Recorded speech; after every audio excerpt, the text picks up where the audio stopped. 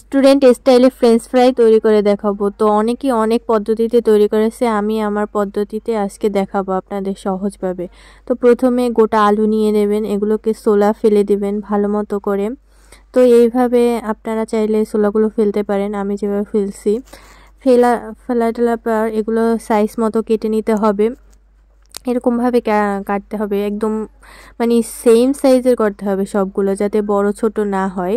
এতে করে হবে কি আপনার মানে কিছু শক্ত থাকবে, কিছু নরম থাকবে যখন আপনি এগুলো মানে প্রসেসিং করবেন আর কি। তাই এভাবে করে নিতে পারেন আর কি। আমি যেভাবে করছি বা আপনাদের যেভাবে সুবিধা হয় সেভাবে করে নেবেন। তো আমি সবগুলো এভাবে করে এক করে নিব, যাতে ঠিকমতো সাইজভাবে কেটে নিয়ে এগুলোকে একটা পানিতে চুবিয়ে নিতে হবে। এই যে সেমভাবে আপনারাও পানিতে ধুয়ে নেবেন। আর যদি কোনোটা গায়ে গায়ে লেগে থাকে তাহলে এটা ছাড়িয়ে দেবেন, যাতে মানে এগুলো একটু হালকা সিদ্ধ করার সময় যাতে কোনো সমস্যা না হয়। এরপর আমি চুলায় গরম পানি দিয়ে রাখছি, ওই পানির ভিতরে এটা দিয়ে দিব। সবগুলো দিয়ে দিতেছি অল্প অল্প করে। এরপর একটু লবণ দিয়ে দেব হালকা, তারপর একটু 2 মিনিটের জন্য নেড়ে চেড়ে নিয়ে মানে গরম করব, সিদ্ধ করব আর কি।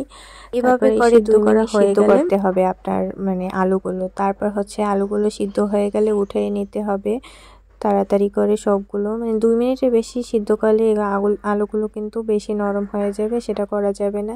এরপর আলুগুলো উঠিয়ে একটা মানে পাতলা টাইপের ন্যাকড়া এগুলোর ভিতরে আপনি সেঁকে নিতে হবে ভালোভাবে, মানে যাতে করে আলুর গায়ে কোনো রকমের কোনো পানি না থাকে। এরপর কর্নফ্লাওয়ার দিতে হবে। আমি তো 2 চামচের মতো কর্নফ্লাওয়ার ইউজ করছি।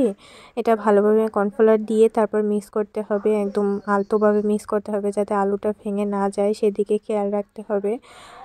এভাবে আলতোভাবে মিক্স করবেন আপনারা। এরপর চুলায় গরম করা তেলের ভিতরে ছেড়ে দিবেন। এবার সবগুলো আস্তে আস্তে করে ছেড়ে দিতে হবে, যাতে করে কোনোটা কোনোভাবে ভেঙে না যায়, সেদিকে খেয়াল রাখতে হবে। আর এগুলো মানে তেলটা হালকা গরম করে নিতে হবে। তেলটা গরম করা হয়ে গেলে এইটা দিয়ে দিতে হবে। তো আমি সবগুলো দেওয়া কমপ্লিট করে নিয়েছি। আর হচ্ছে কমপ্লিট হলে এটা নেড়ে চেড়ে দিবেন। এরপর যখন কালার আসবে, যখন একটু লালচে কালার হয়ে যাবে তখন উঠিয়ে নেবেন। এই তো। এরপর যদি আপনাদের বাসায় কোনো প্রকার বিট লবণ থাকে সেটা ইউজ করে নেবেন। আমার কাছে এটা ছিল, আমি এটা ইউজ করে নিতেছি। আপনারা চাইলে আপনাদের মন মতো যেটা ভালো লাগে সেটা ইউজ করবেন। এই তো রেডি আমার ফ্রেঞ্চ ফ্রাই। ভিডিও ভালো লাগলে শেয়ার দিবেন। আসসালামু আলাইকুম।